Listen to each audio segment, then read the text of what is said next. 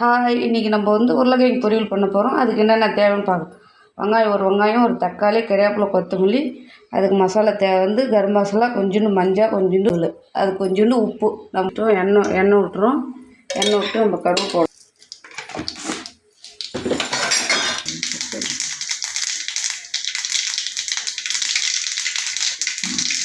பொரிஞ்சிச்சு. நான் வெங்காயம் போடுறேன்.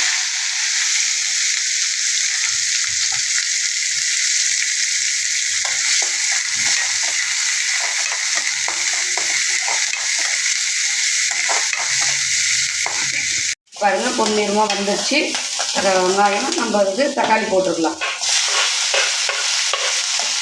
தக்காளி கொஞ்சம் லைட்டாக குழஞ்சிச்சுன்னா, தக்காளி கொஞ்சம் ஏறிச்சு. அதுக்கு தேவையான மசாலாங்கெல்லாம் நான் போட்டுடுறேன்.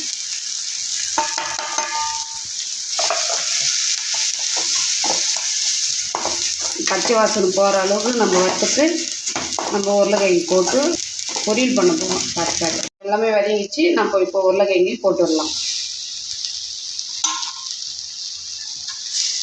உருளைக்கிழங்கு பொரியலுக்கு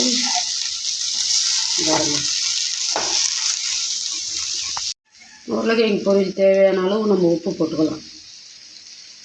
பாருங்கள், உருளைக்கிழங்கு பொரியல் ரெடி ஆயிடுச்சு. அதுக்கு நமக்கு மேலே போட்டுக்கலாம்.